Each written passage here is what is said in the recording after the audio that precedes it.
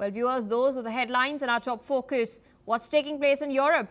Ukrainian officials have stated that Russian forces have launched a wave of drone and missile strikes across Ukraine overnight, killing 6 people, including 2 children.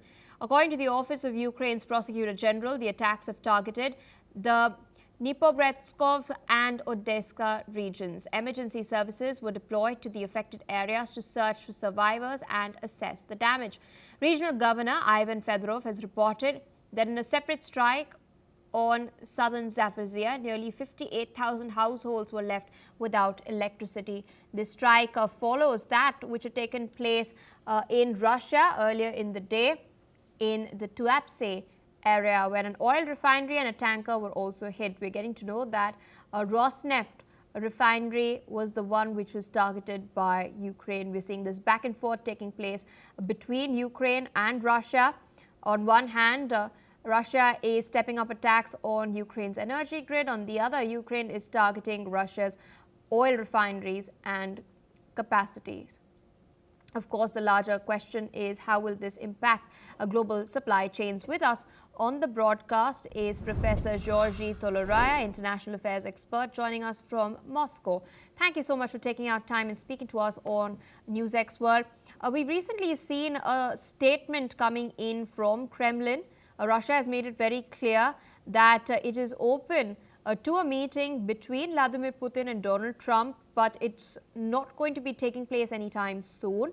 And regarding the hypothetical possibility of this meeting, Russia has drawn its red lines that territorial claims must be sorted out first before any sort of ceasefire. Where do you see the negotiations heading to next, or will we continue seeing the barrage of attacks intensifying? Well, I see that the negotiations are needed, and Russia explicitly suggested the terms and its position. It's very consistent, it's clear-cut. So it's up to the other side to decide whether they agree to negotiate or not. And looks like Ukraine, supported by Europe, is not agreeing to that. And I think that the most decisive fact is European position, because Europe wants the war to continue till the last Ukrainian. So they support Zelensky. They influence and pressure Trump not to enter into negotiations. That's why, in fact, the meeting in Budapest was disrupted.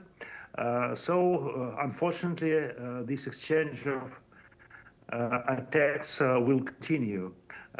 Russia is moving ahead because we cannot just let the Ukrainians keep on attacking.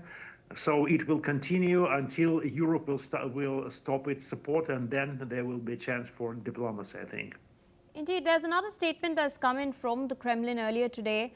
Maria Zakharova has stated that the European Union is complicit in international terrorism and sponsoring Kiev. She's, of course, pointed out the European Commission's decision on expropriating frozen Russian assets. How is Russia viewing the move by the EU? The Ukrainians, on one hand, are claiming that EU's move is more of a long-term solution to its concerns. What are Moscow's main issues with regards to the EU using frozen Russian assets in order to fund Kiev? Maria Zakharova, who is in fact representing the foreign minister of the Kremlin, is rather diplomatic. I would say it's not just terrorism, it's just highway robbery. Just robbing the money which was put into a bank. The bank is a place where you can where you put the money based on trust. If they're under any reason without the proper court decision are confiscated, that's robbery. Let's call it this way. And that's what Europe is going to do, and that would undermine its morality, I think, completely. Indeed, and we've also seen strikes have taken place in Tuapse. There was an oil refinery of Rosneft that was hit as well. A tanker has also been hit. Ukrainians are aiming at straining fuel supplies, disrupting Russia's military logistics, and their game plan is to raise the wartime costs. So I wanted to understand from you, how does Russia plan to counter Ukraine's ambitions with regards to this? Well, Ukrainians are trying to reinvigorate and use the fallen morals of their troops and their population.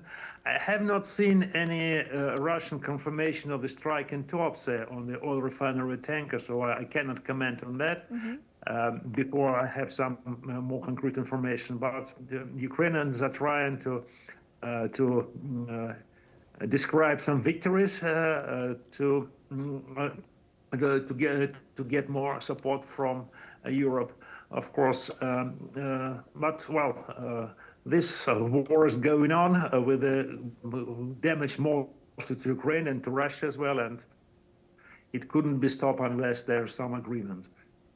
As for the oil supply, I don't think that this particular single episode, if it's proved that it's true, it will definitely influence the supply, but the overall market situation in the world may cause concern if some measures to curtail Russian export of oil will take place.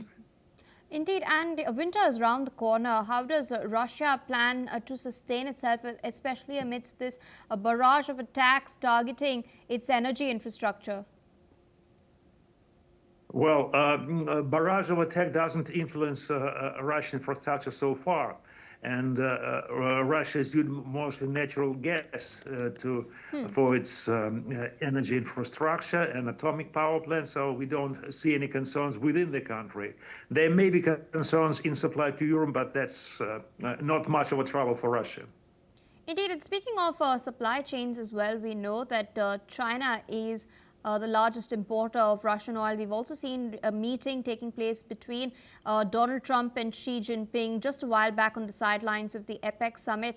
The war did come up, but Trump did not rake up China's imports of the Russian oil. On the other hand, we are seeing steep tariffs being imported on India. Regardless of that, on the other hand, we do see, unlike North Korea, China has not openly come out and supported Russia. It's not providing troops or defense equipment.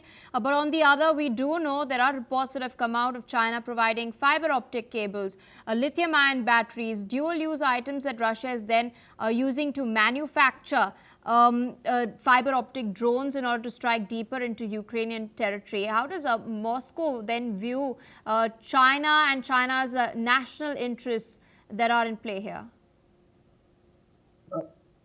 Well, I wouldn't say that the meeting in Busan with Xi Jinping of Donald Trump was very successful for Donald Trump. It was curtailed before the time, and there were not much results reported. And I think that Xi Jinping flatly rejected any talks of curtailing oil supply from Russia at this meeting. And so we have to wait and see what are the exact results of the outcome of this meeting will be. But it was not a breakthrough. And as for Chinese supply, well, China is a global factory. It supplies everything to everybody, yes. Including Ukraine, by the way.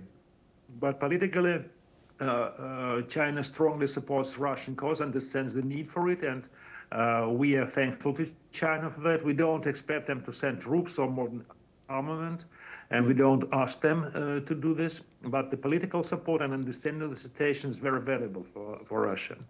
And also Indian position on not being so complacent to the pressure of U.S. to stop supplies of Russian oil also should be noted.